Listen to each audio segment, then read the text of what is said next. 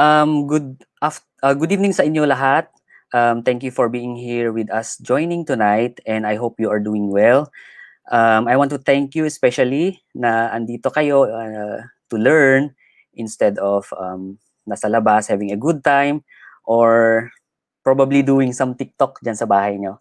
So you're here to learn, and I want to make sure na the objective of this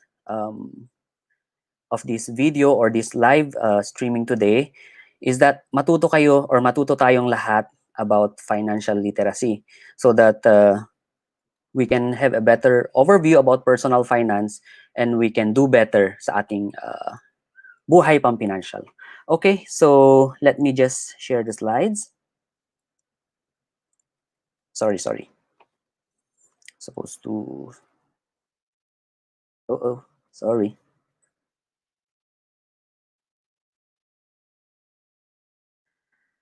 Okay, so by the way, my name is Dreamson Sambilay. Ako po isang civil engineer. I am also an OFW sa Singapore. I'm also a managing partner of Cobuildexco, which is a construction company. I also write blogs. I also create YouTube contents, and most of all, I am a financial literacy advocate. So the objective for today is for us to be able to provide you awareness about your personal finance by introducing methods such as setting smart goals, protecting oneself and their families, and savings and investing. So the topics are specifically about setting goals, savings, budgeting, investing, and risk management. Itatackle po natin yan isa-isa, and I hope at the end of this topic, you'll be able to learn something, okay? So disclaimer lang po ha, this presentation is made for educational purpose only. So any investment instrument na mababanggit dito sa video na ito or sa live stream na to, it doesn't necessarily mean a recommendation, or any investment na mababanggit, hindi po ibig sabihin na nire-recommenda namin na mag-invest kayo sa mga investment instruments na yun. Is merely for educational purpose only. Okay? So whenever I have a talk, I always like to begin with this topic. This is the life of a person. So we have from birth until naging 5 years old, 10 years old, 40 years old, until we reach retirement, and eventually there is that dead zone. So ayun, from birth, and then we study, and then we finish probably at age 20 plus, or yung iba pa sa atin sa Pilipinas, sorry, they finish at 19 kasi meron tayong TRISEM, yung ibang mga courses. So if you can see from this gap, we work the most of our lives. So some of us, we work from 20 years old up to the age of 60, and then we retire. Okay? So assuming na ako po or kayo po ay 35 years old, and then this is the zone. This is where you are going to retire, and this is the, let's say assuming that this is the dead zone, which is we are going to die. Kasi according to statistics, yung mortality rate sa Pilipinas is nasa 70 plus years old. So I just put it in here. So by looking at this gap, pag nakikita nyo itong gap na to, this is the remaining na mabubuhay kayo. So if you have wrongs in the past, if you have mistakes from the past, this is where you are going to rectify all. So what are you going to do with the remaining of this period? At this gap, what really matters to you? Kasi at the end of so many years, when we are about to die, we look back from the past and we regret the things that we have supposed to have done something to make our life better. So, yeah, what are we going to do with the remainder of our lives? Okay? Sabi nga ni, kilala nyo to, si Albert Einstein, sabi niya, insanity is doing the same thing over and over again and expecting different results. So, well, kung ang daily routine natin is, well, we earn, we spend, we earn, we spend more, and we earn and we spend more again. And then we expect that at the end of the year, at the end of working period for over 5 years, 10 years, we expect that we have savings, we expect that we have properties, we expect that we have investments. Then we are insane because we are doing the same thing over and over again and we expect different results.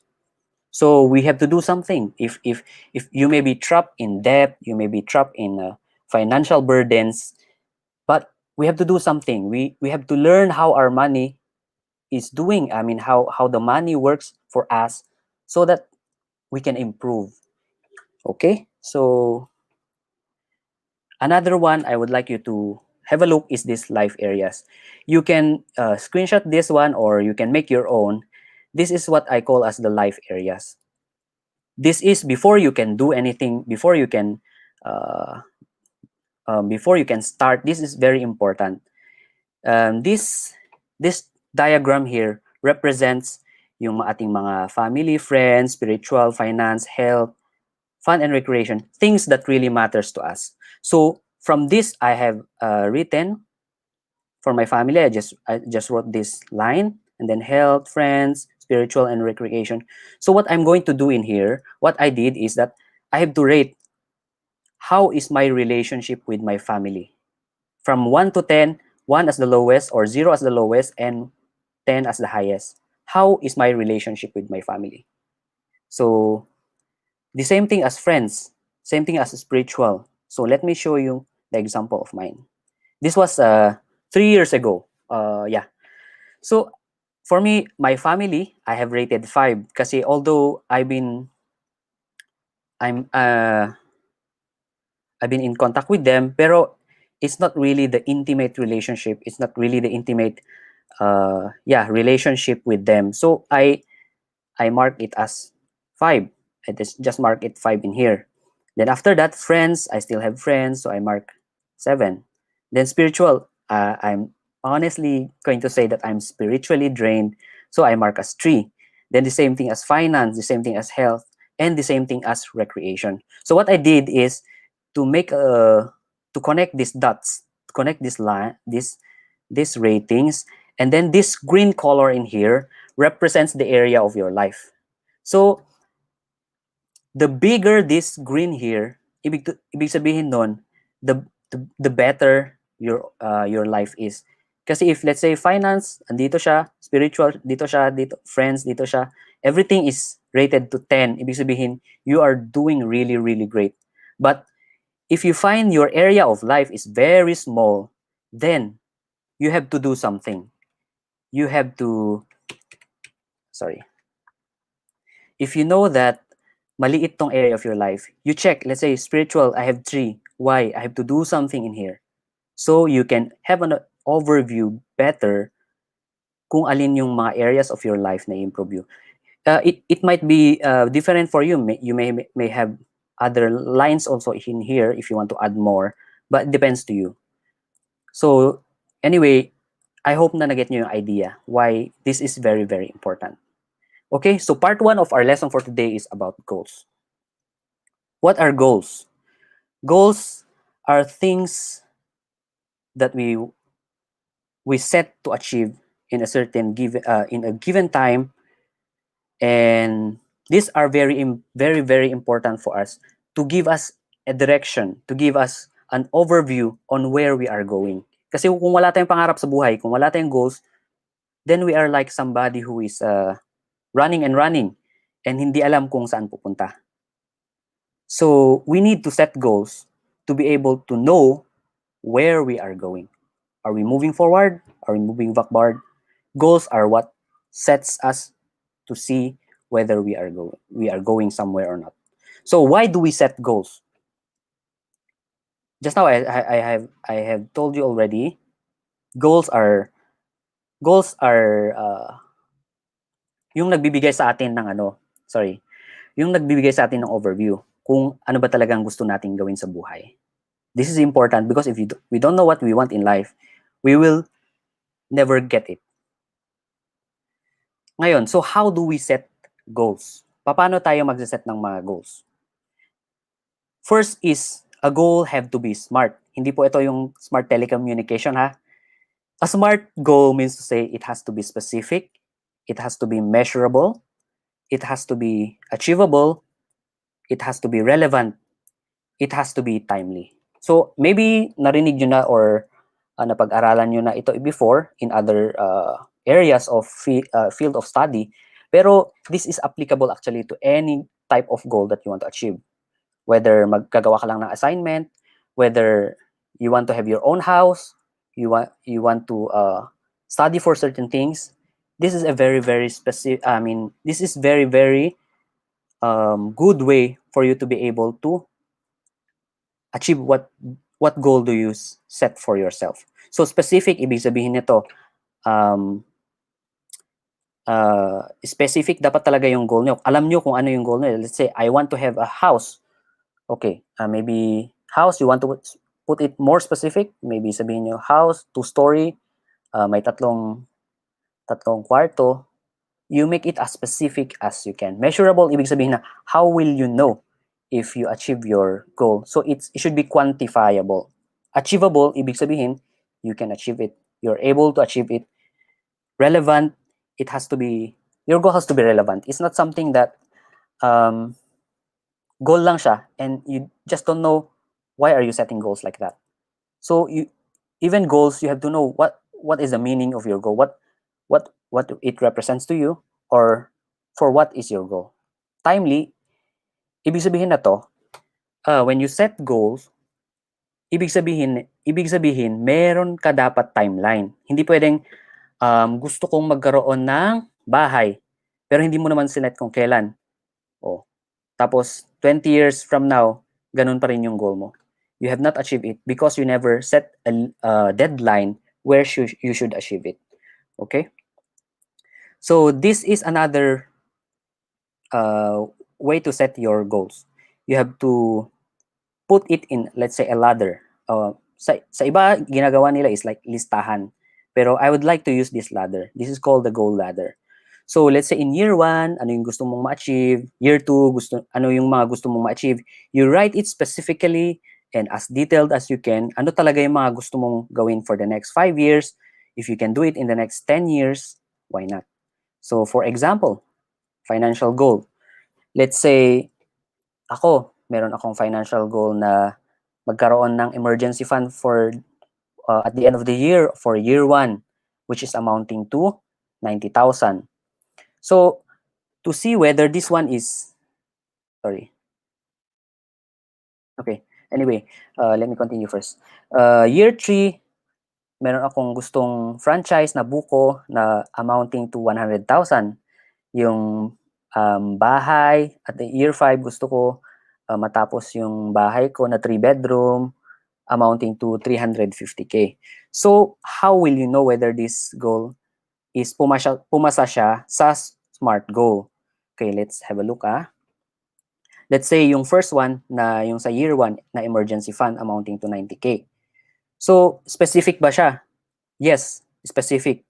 Kasi emergency fund siya is already defined. What do you want? It's emergency fund. Amounting to what? 90K. Oh, mas specific. Measurable. Okay. Is it quantifiable? How will I know? Okay. How will I know na na-achieve ko na yung specific goal ka na yan?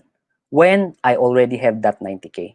So means to say, pasok siya. Kasi nasusukat siya eh. Nasusukat siya. So when I have that 90K already, ibig sabihin nun, I have already achieved the goal.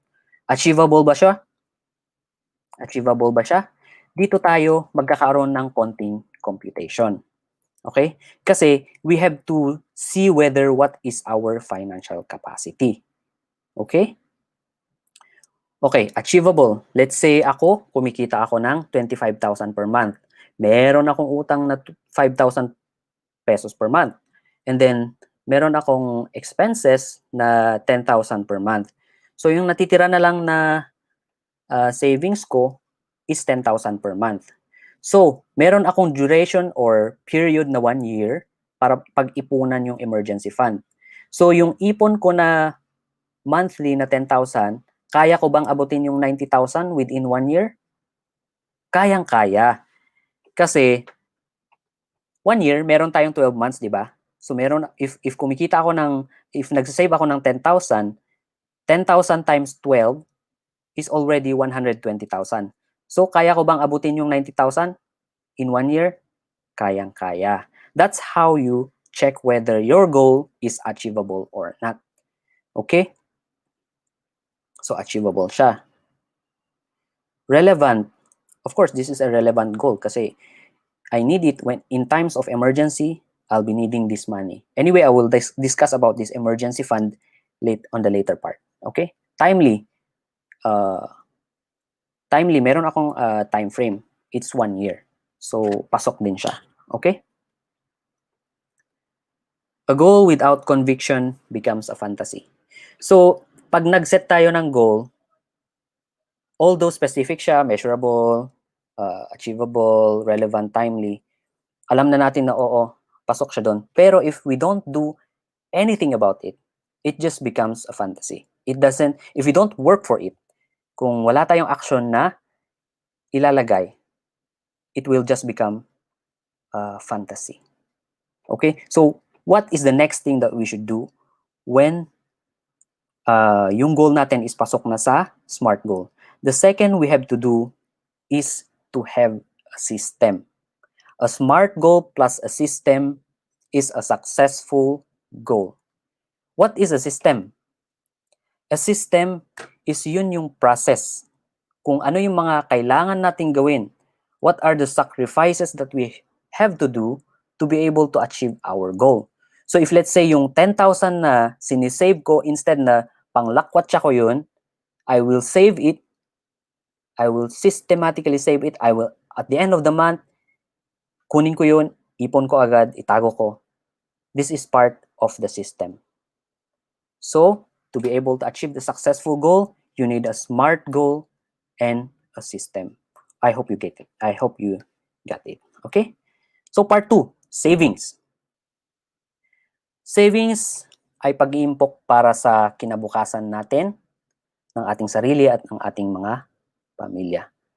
Okay, so kumusta naman yung iyong mga piggy bank?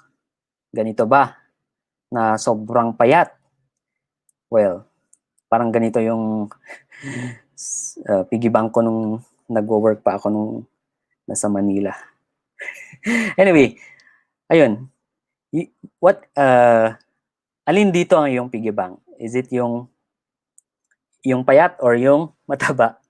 So, if yung savings nyo is yung payat, then you have to do something para yung piggy bank nyo is tumaba-taba naman ng konti. Okay? So, why do we save? Most of us, we save for education for our children, yung mga may family na, to build a house, to help the family, to get rich. Yung iba pa is that they want to save so that they can help other people. There are plenty of reasons for us why do we save. Pero the reality is ganito. Well, trabaho ka, utang dito, support sa parents, children's education bills, and other things. So this is the reality that's hindering most of yung mga kababayan natin kung bakit hindi sila nakakapag-ipon. So, saving tips. Do not spend more than what you earn. Sorry. Ibig sabihin nun, kapag kumikita kayo ng 20,000, huwag kayong gumastos ng 25,000, 30,000. Sorry. Live within or below your means. Huwag kayong magkagastos ng mas malaki sa kinikita nyo kasi mababaan talaga kayo sa utang. This is the first rule. Second is savings first before spending. So, ibig sabihin, dapat pagdating pa lang ng sahod natin, ng income natin, whether from our salary or from our business or investments, dapat pagdating nun, save first bago ka gumastos. Pagdating ng salary, cut mo na agad yung kailangan mong i-save. Whatever is left, pagkasyahin mo. You will be surprised. If ginawa mo yan at in 1 year, you'll be surprised may naipon kang medyo malaki-laki. Third, we have to identify needs and wants. Needs are something we require to survive, and wants are something we just like, but not necessarily mean we need to survive. So for example, expensive car. Do we need it or we don't need it? Generally, of course, we don't need it. So it's a like. Pero if it depends. If let's say a normal car can also be a needs because you might need it for business, you might need it for other things that gives you return. iPad. This is basically a want also if you don't use it for anything that is productive. So another one is expensive vacation. Well, you can always have vacation, but does it necessarily mean na kailangan expensive? Well, maybe sometimes yes, but of course it's a want. Kasi it is not the definition itself is that it's not something that you require to survive. So it's just a want. Okay? Do not buy things to impress people you don't even like. This is the problem with a lot of Filipinos. Na, oy, nakita yung kapitbahay na bumili ng ganito, bumili ng ganyan. Naku, 2-3 days later, bumili din yung isang kapitbahay. Ano yun? Nagpapa-impressan. Wherein the fact na yung dalawang magkapitbahay na yun, hindi naman sila nagkakasundo. Gusto lang nilang magpa-impress at ayaw nilang matapakan yung kanilang social status. So that's a thing na nangyayari. So, kayo, if you are in this situation, please, even if you buy things na to look more expensive than your neighbor or the people you don't like, well, kayo rin lang yung talo. Instead, sana yung ginamit niyo yung pera ngayon to invest or to buy something else that is meaningful, that is useful, then it could have been better. Some needs can also be wants. So we have to be careful. Just like now, just like kanina yung sasakyan, it can also be wants.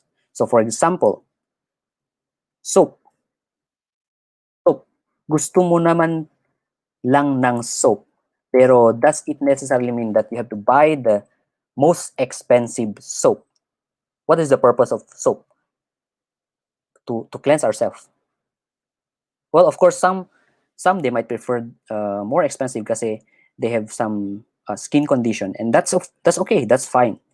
Pero if you're just looking for a soap or dishwashing, you don't necessarily have to buy the most expensive. Sometimes the most expensive is just as good as the cheapest.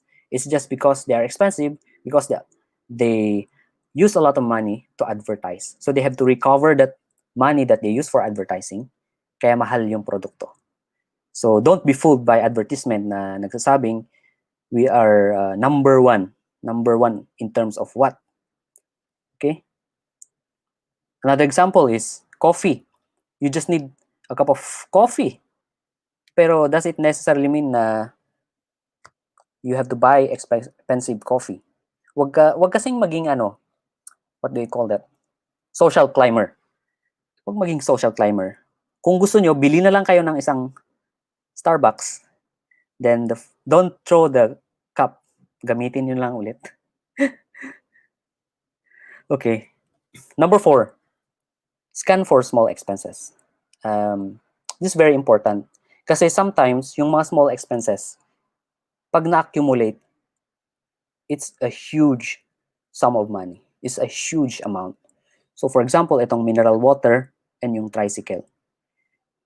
Mineral water, if pwede kayong magbaon kayo. Konti lang naman yung burden siguro ng 500 ml na i-carry nyo. And then, yung tricycle, if it's just nearby, why not just walk? Sometimes siguro, pag nagra-rush kayo, sige, mag-tricycle kayo. Pero if just short distance, you can just walk and makasave kayo ng how many pesos.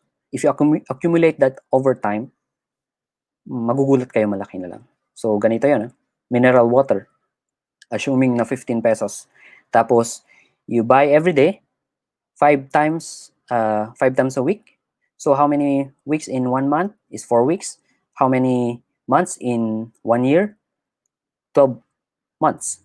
So, magugulat na lang kayo, 3,000 pesos pala yan pagka inaccumulate ko. If 5 days a week, bumibili ako ng mineral water. Ito Starbucks. Magugulat kayo hindi ko alam kung 120 ang Starbucks sa Pilipinas. Pero let's say assuming 3 times a week kayo bumibili ng Starbucks. 3 days a week, 4 times a month, 12 months in a year. How much? It's a whooping 17,280.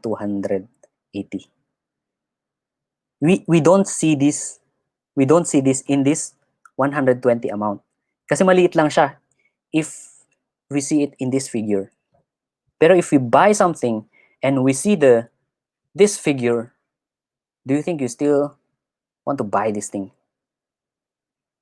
What is it really in this Starbucks na ewan ko. Anyway, ganun yun. You have to list all the small expenses that you are spending every day, and then list it, get the amount over time.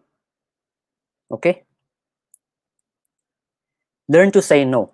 Tip number 5. This is one of the problem of us Filipinos. Kasi tayo, we have a big heart.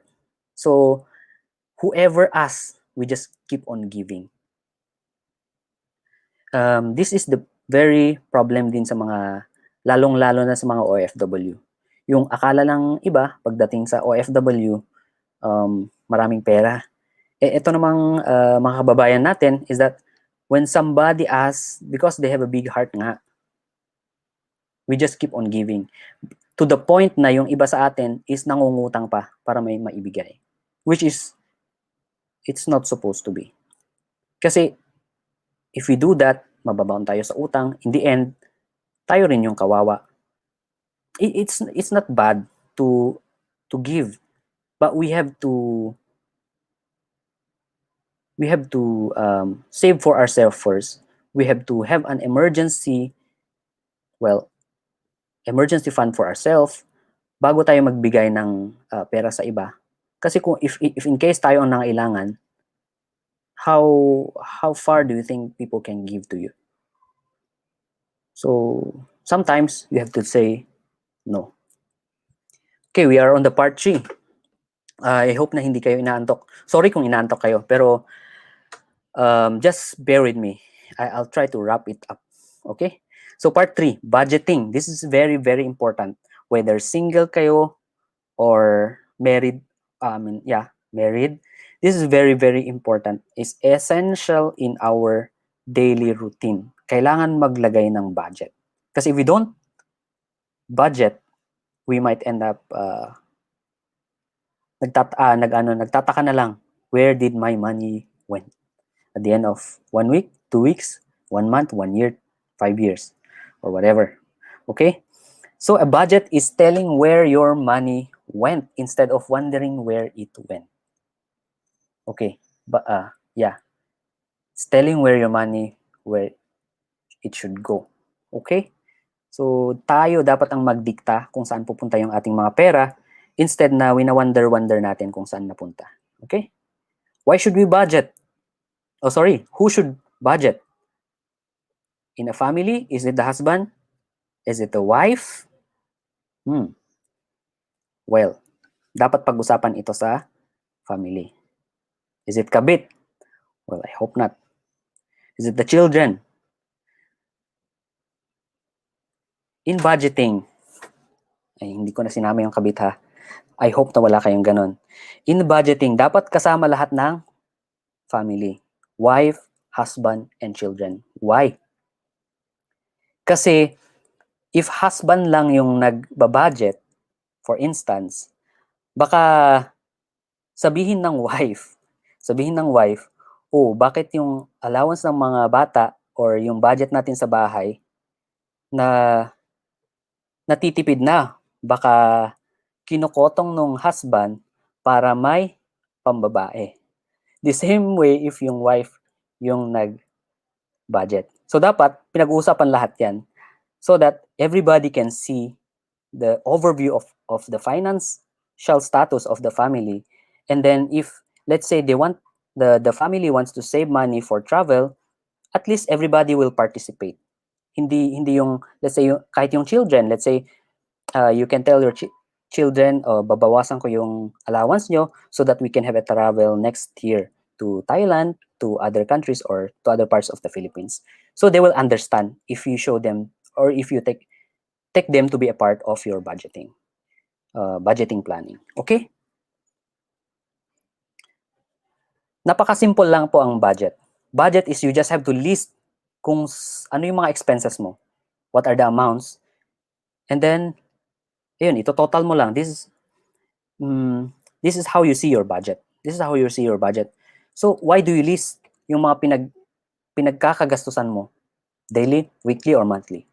Is for you to able to identify kung merong bang mga expenses na pwede namang i-eliminate or baka naman pwedeng bawasan so that you can save instead. So, let's say dito, this is a sample of the budget. May income siya na 25,000, rent 5,000, food 6,000, transportation 2,500, and a lot of things. Electricity 3,000. So, if ganito yung expenses monthly and na 25,000 yung expenses monthly and 25 din yung kinikita, how will you ever save from this? So, pag nilista mo itong mga pinagkakagustusan mo, you might be able to see that other things, baka pwede mong bawasan, like, okay, entertainment, baka pwedeng bawasan for the next few months, or baka naman pwedeng entertainment is just once in, let's say, 3 months or 4 months para magkaroon ka ng savings. Travel. Okay. Yun. So, I hope na naget nyo yung idea. You can have all your format or kung paano nyo ibabudget ito or paano nyo ililista lahat ng expenses nyo.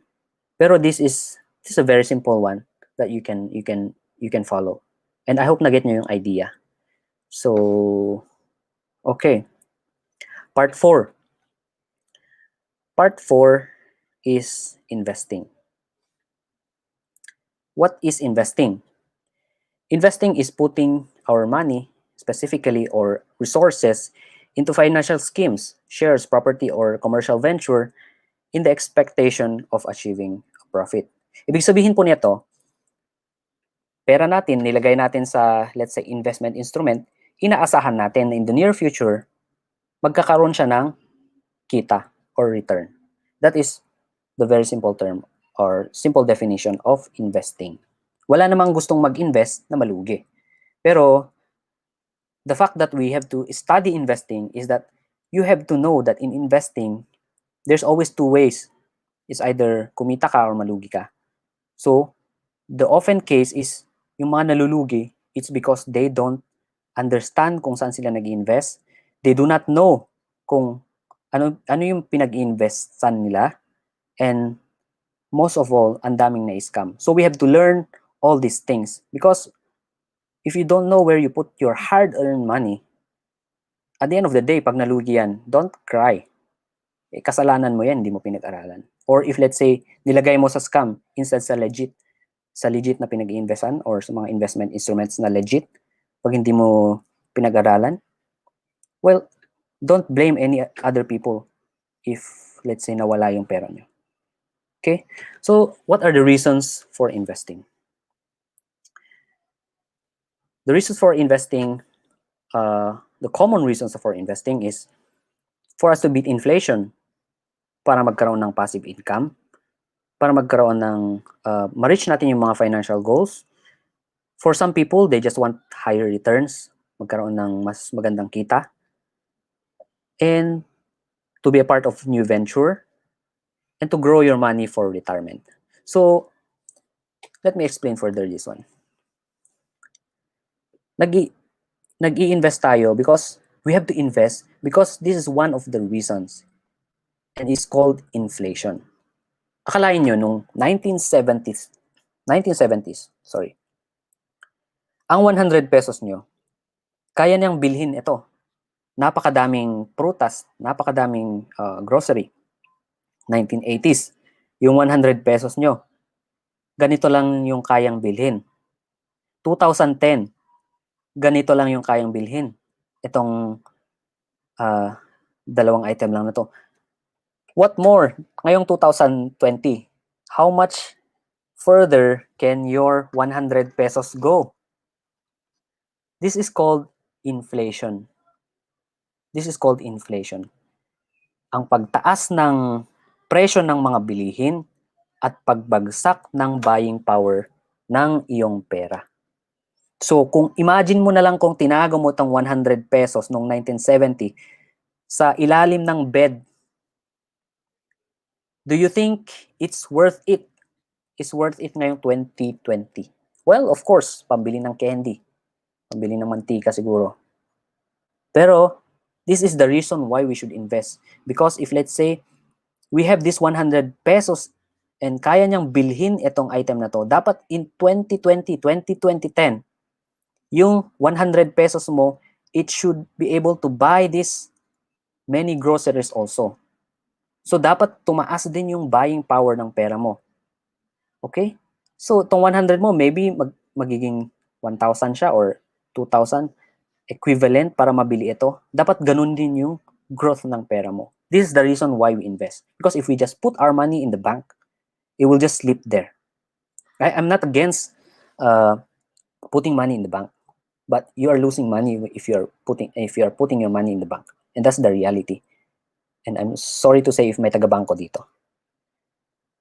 Kasi ang return ng bangko is how many? 0.3 or maybe less than 1% per year. And ang inflation, pag nakikita nyo sa TV, is sometimes 7%, 6% per quarter. So, if let's say yung 100 pesos nyo, in 1 year, tumaas ang inflation ng 10% or 7%, yung 100 pesos nyo ba kumita ng 10%? Dapat ganun yun. This is the reason why people invest. So, common investment known to most Filipinos, stocks, mutual funds or UITFs, bonds, real estate, pooled funds. Okay, these are the common investments. Bago kayo pumasok sa mga investment na to, you have to learn because ang stocks, it will take you a crash course to learn about stocks.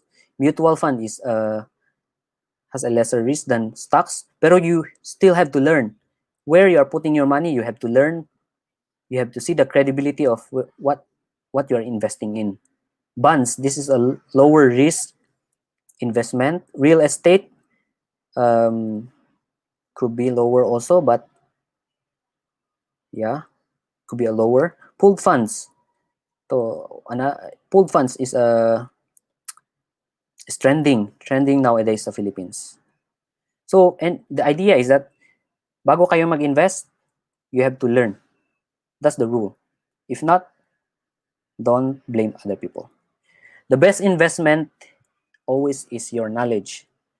Kasi kahit ang laki ng pera nyo, kung mali yung pinag-investan nyo, you will also have you might lose all your money. Okay? Beware of investment scams din. Kasi ang daming nag-o-offer ng investment pero hindi naman pala talaga investment. They're just Ponzi schemes or other sorts of scams. If naalala nyo, these are the recent one. Kappa Community, ginagawa, kinukuha yung pera nyo. Then, pag may gustong mag-cash out, kung sino yung bago, yung nag-deposit na bago na member, kukuhanin yung dineposit, bibigay doon sa lumang investor. So, it's like passing the money. Wala naman talaga silang pinag-iinvestan. Goldex, isa din to. Sabi nila, nag-invest sa gold. Did you know that gold, when you invest in gold, hindi rin ganun hindi siya basta-basta na investment. Pati yung iba sinasabi nila, oh, nag-invest kami sa Bitcoin, ganito, ganyan, malaking kitain. Let me show you the chart of Bitcoin. Okay, before I show that, another way to look at kung alin yung mga scam is they are always too good to be true. Yung tipong sinabi nila, yung 10,000 mo, in 3 months, magiging 100,000 or magiging 50,000. Parang they are always too good to be true. If these are true, why not yung mga mayayaman sa Pilipinas like Ayala, like si Henry C, the late and the children of Henry C. But hindi na lang ito yung ginagawa nila kasi easy money naman pala. So if they are too good to be true, beware. Okay? This is Bitcoin. Ito yung mga nagsasabi na ano daw, easy money yung Bitcoin. Nag-invest daw sila sa Bitcoin. Be careful. Baka hindi talaga sila nag-invest sa Bitcoin. Baka kinukuha lang yung pera nyo and they are just putting it in a Ponzi scheme. And this is a scam. So, imaginein mo itong Bitcoin. In 2018, around January, ang presyo ng Bitcoin is 20,000. In 2020, ngayon, July 2020, ang presyo niya 11,000. So if nag-deposit ka dito ng 20,000, pagdating dito, bumaba siya. So if nag-o-offer sila ng investment sa inyo na sabi nila, every month kumikita ng 5%. Oh, pag nag-invest kayo ng 2018, bumagsak naman pala yung Bitcoin. Saan nila kinukuha yung 5%? So magtataka ka na. So you have to learn, you have to look at the investments na pinaglalagyan nyo ng pera nyo.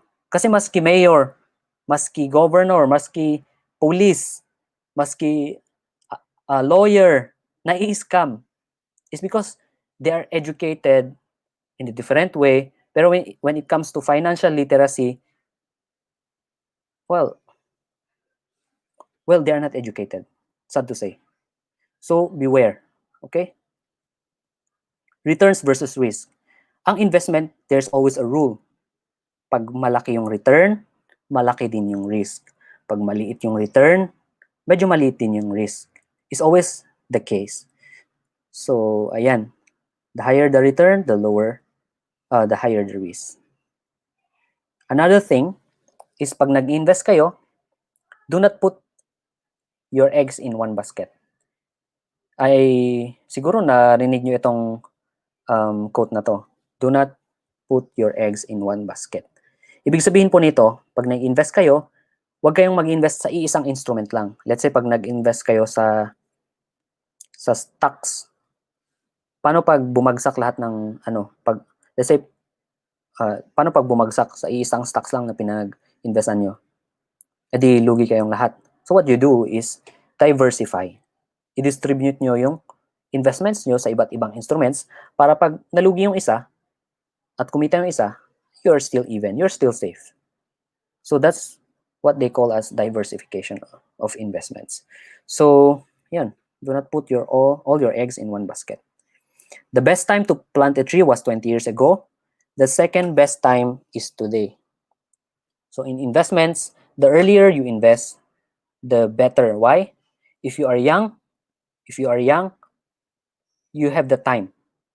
If let's say, if 20 years old ka ngayon or 25, then nag-invest ka, you have the time na kahit malugi yung investment nyo, let's say next year or next year, you still have the time, plenty of time to recover your money. But if you are 50 years old, be careful where you put your money, where you invest your money. Kasi pag nalugi yan, let's say next year, 50 years old kayo, 51 years old, biglang bumagsak yung investment, and then it will take time to recover. Let's say it will take 5 to 10 years to recover.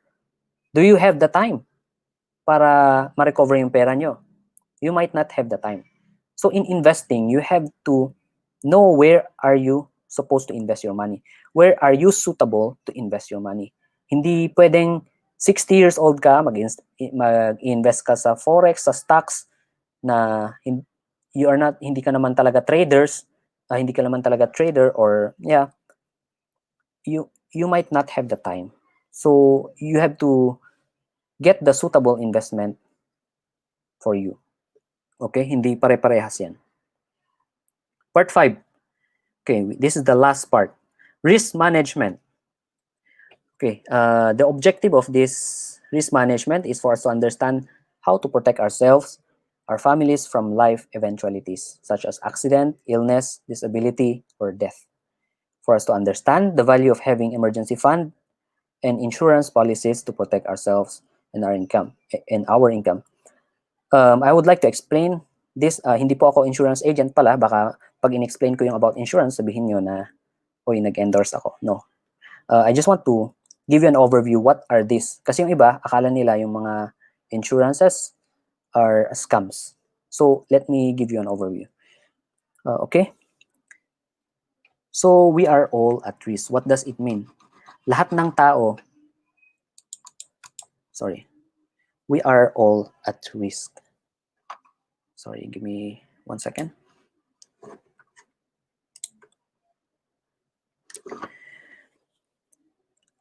Let's say, assuming ako, I'm in the construction industry, what are the risks? What are the risks sa akin? May risk na mahulog ako sa 30th floor habang ginagawa yung scaffolding ng construction. Tulad ni Uncle dito, may risk na, malaglag siya. Wala pa naman siyang safety harness. Wala siyang safety gears dito. So this is a risk.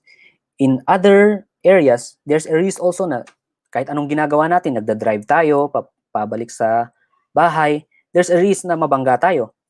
Or kahit natutulog tayo sa Pilipinas, may loko-lokong nagpaputok ng baril, there's a risk na matamaan tayo, bumagsak yung bala. Tumama sa atin. Those are risks in life.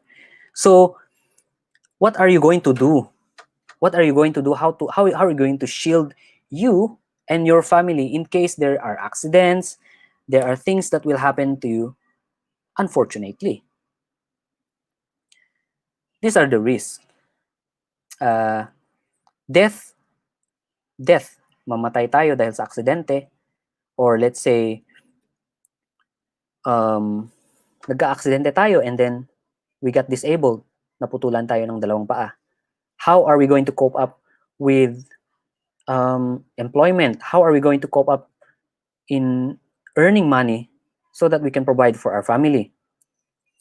What if, let's say, we also have savings, but we live too long na naubos na yung savings natin? Let's say, yung savings ko hanggang pang 75 years old lang. And then I live until 90. Well, of course, it's a blessing. Pero, do you know, do you see the expenses from 75 years old to 90 years old?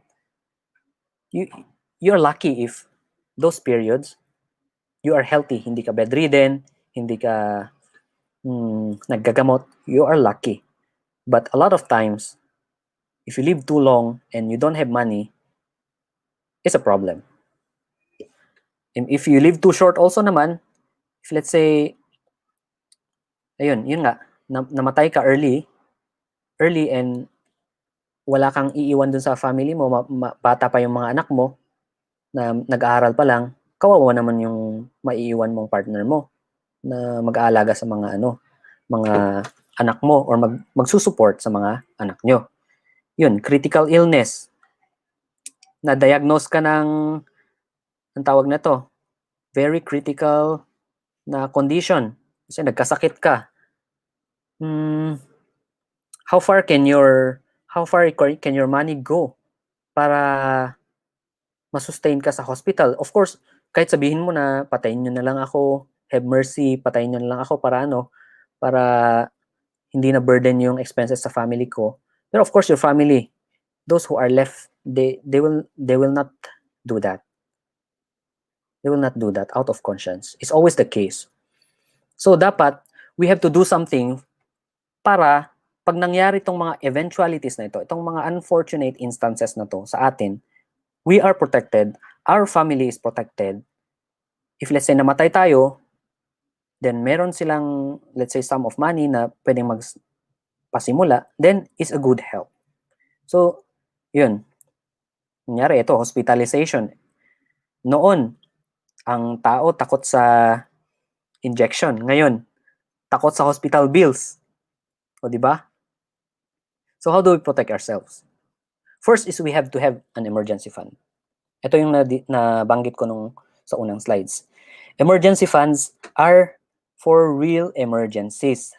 Hindi po pwede yung ang tawag nito, nagkaroon ng sale sa SM, or may bagong trending na technology, emergency na para sa inyo yun na kailangan yung bilhin. Sorry.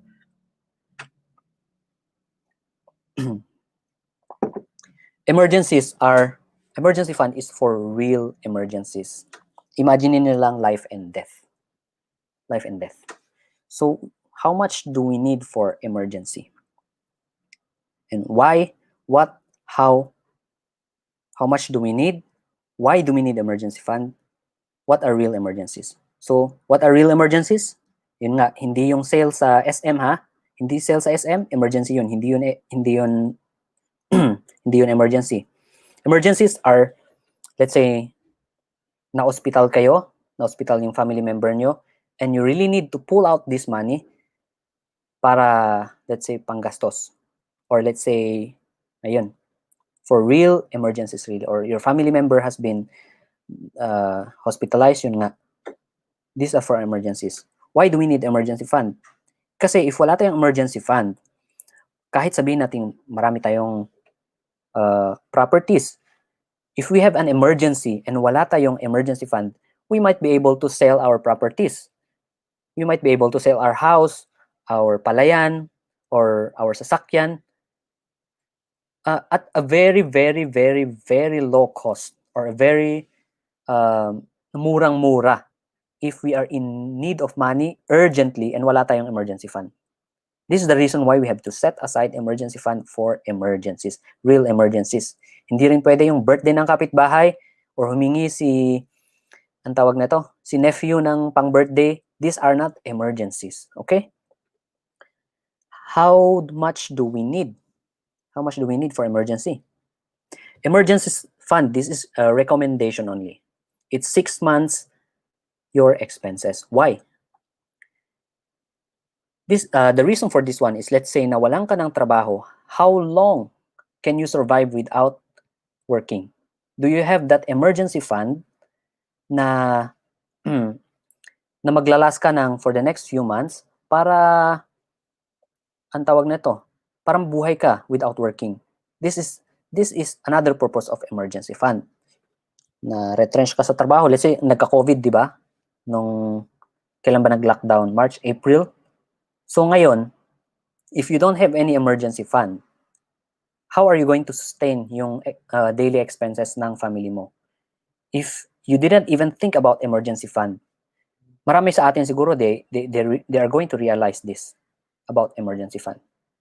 So it's very important, if you haven't start planning. This is the very, very first step na dapat nating gawin to have an emergency fund. Okay? Insurance. What is an insurance? Insurance is the promise of compensation for specific future losses in exchange for a period of time. So, ibig sabihin, ito, insurance, binibili natin siya para pag may nangyari sa atin, itong insurance, they will cover the cost of, let's say, naputulan tayo ng paa, hindi tayo makapagtrabaho, they will cover that. At of course, you have to pay, let's say, monthly, or depending on whether monthly or quarterly or yearly, depende sa insurance company or depende sa terms nyo. Insurance is something that will protect will compensate you pag may nangyari sa'yo. Ang daming Pilipino na alam naman tong insurance bumibili sila ng insurance ng sasakyan, ng kanilang motor, pero yung sarili nila, they don't buy insurance. Actually, by the way, PhilHealth is an insurance. If you don't know, PhilHealth is an insurance. Pero how much does PhilHealth can compensate you in terms na nagkasakit ka and you have to take a leave? Or paano pag let's say because hindi ka na pumapasok sa trabaho, sinabi na lang ng boss nyo na okay, since palagi kang sakitin, tanggalin na lang kita sa trabaho. So, although siguro magbibigay sila ng pera sa'yo for depending on how many years you work in the company, pero how far can that go? If you have an insurance, if those eventualities happen to you, they could cover. Okay? So, what are insurance for? It's a protection against illness. Pag nagkasakit tayo, accident, pag na-disable tayo, pag namatay tayo. Let's say pag namatay tayo, biglaan tayong nabangga doon sa labas. Tapos yun nga, bata pa yung mga anak natin. If we have insurance, they could get a sum of money. And then this amount of money, of course, you are irreplaceable. Hindi ka pwedeng palitan ng just money. Pero this money will help them to start over. If akalain mo na, imaginein mo na lang, namatay ka, gagastos sila ng pampaburon mo, kabaong mo. Tapos wala ka pang iniwan sa kanila. Parang namatay ka na nga, burden ka pa. So you think about it. I mean, yeah. Retirement. So some insurance, they offer like retirement scheme. Let's say maghulog-hulog ka ngayon, at the end of how many years, 15 years, may makukuha ka. There are insurance that are like that. So, ayun, loss of property. Ito yung mga ini-insure nila, kadalasan yung mga kababayan natin. Property, yung house, car, pero yung sarili nila, hindi nila ini-insure. Okay? Why most Filipinos don't buy insurance? Bayad ako ng bayad, hindi ko naman nagagamit. This is the common na naririnig ko. Bayad ako ng bayad, hindi ko naman nagagamit. Well, let me tell you something. I will buy you an insurance. You can drop a comment dito sa YouTube ng 21st century. I want to buy you an insurance, pero make sure you use it. Magkano yung gusto mo? 2 million, 2 million, 1 million. Gusto mong gamitin. Bilhan kita. Ngayon na mismo. Pero bukas gamitin mo. Jump over 20-story building para mamatay ka at magamit mo yung insurance.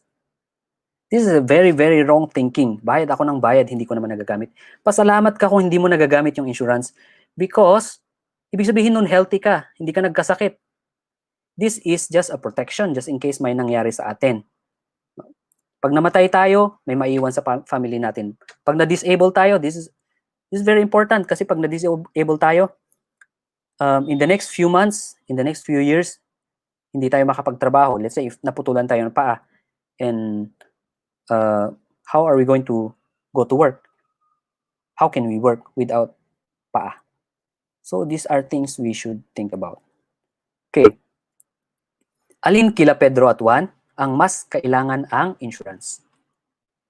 Si Juan na wala naman siyang pamilya, ang kanyang companion is aso lang, or si Pedro na meron siyang na nakatira yung kanyang parents sa kanya and he has children. Who do you think should we insure?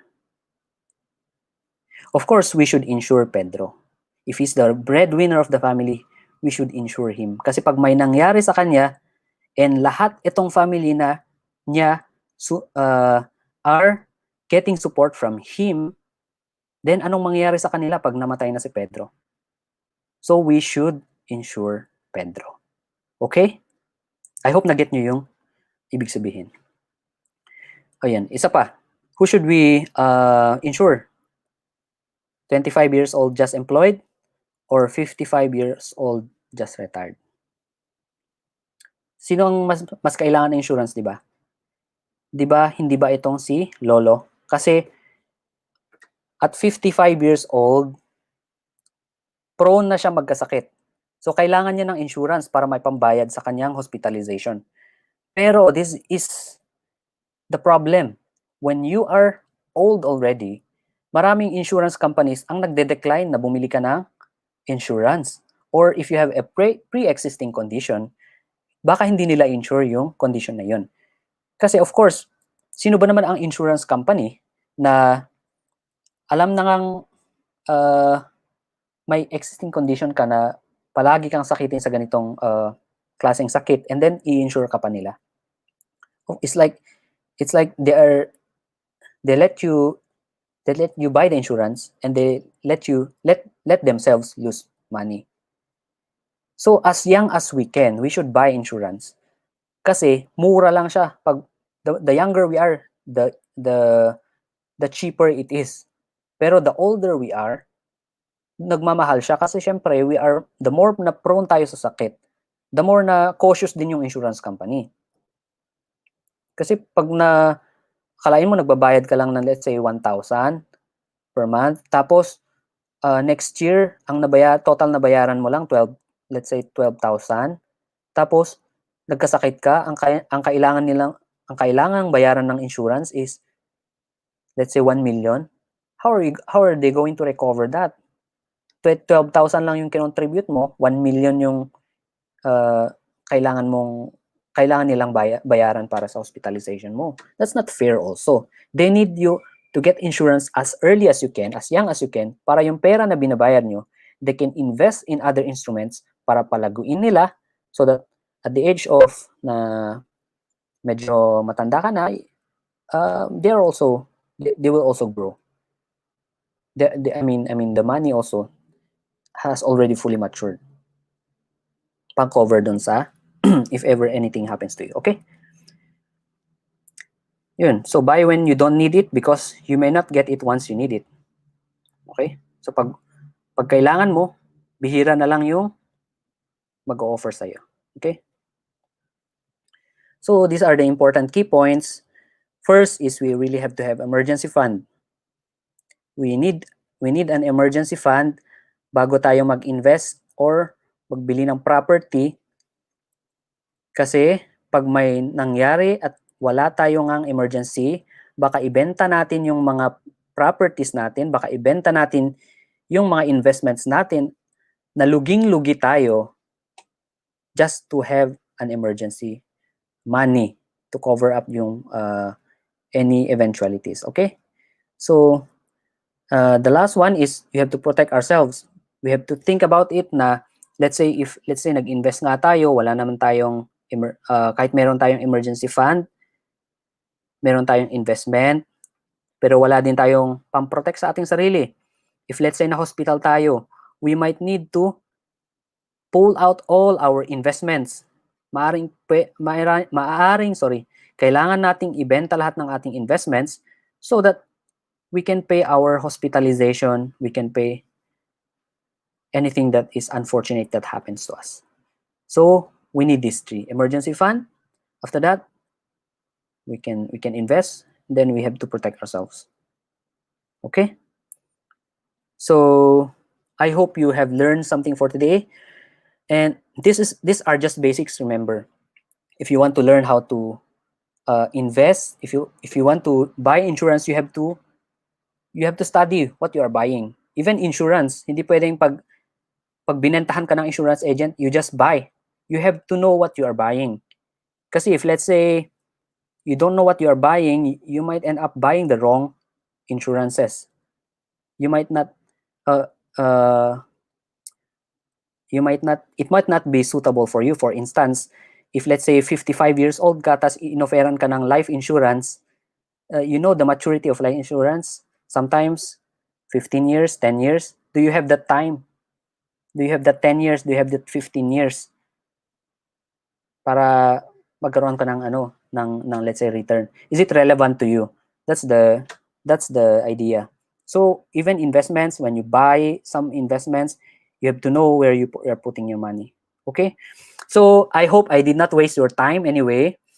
And if may mga questions kayo, just comment on the YouTube, and then we will try to answer them. We will try to understand them. So anyway, 21st century, are you there?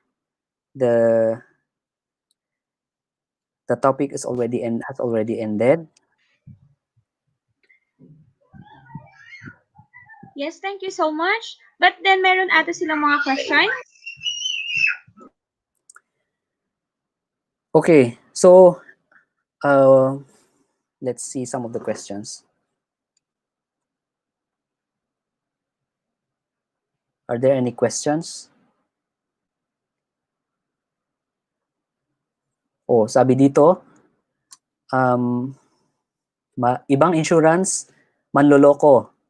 Hulog ka ng hulog, and if need mo, nawawala sila. Pahihirapan ka pa. Yeah.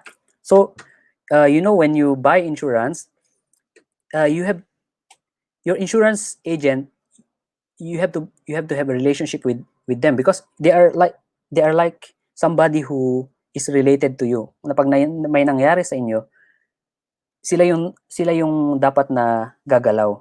So you have to trust your insurance agent also. You have to buy from somebody you could trust na yung ino-offer sa iyo is yung mga tamang insurance, and in case na may nangyari sa inyo is that he really cares for you. Hindi yung pwedeng okay, bentahan ka lang then pag may nangyari tatakbuhan ka. So you have anyway when you buy something you have to know kung saan mo inilalagay yung pera mo. And you have to know also kung tama ba yung mga insurance na binibili mo, kung saang company ba. Baka naman mamaya sa ABC Insurance Company, hindi pala existing yun. Every month naguhulog ka, hindi pala, non-existing pala yung insurance company na yun. So if you want to buy, okay, just research, look at the top 10, top 20 insurance companies in the Philippines, then you can select from there. Then study what they offer, and then wag kayo yung bentahan, dapat kayo yung bumili. Okay? So, ano pa ba?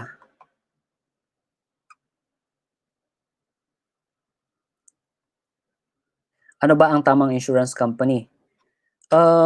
There's no such thing as tamang company because most of them they offer almost similar, but it's just that who you trust your life, who you trust your money din.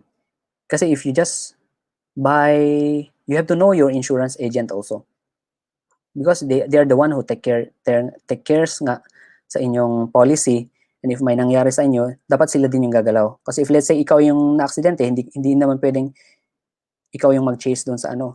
Kasi let's say bedridden ka na sa hospital, how are you going to contact your insurance agent? They should be responsible. You should know that these people are also responsible. Hindi pwedeng yung pa-cute lang kasi sa mall, nagpapa-cute lang tapos ano pala, binentahan na kayo. Bumili na kayo dahil cute yung insurance agent or pogi. Huwag ganun. Okay? So, okay, thank you very much. And, okay, I will be answering some of the questions sa YouTube kasi medyo madami po. And I have to browse one by one. If not,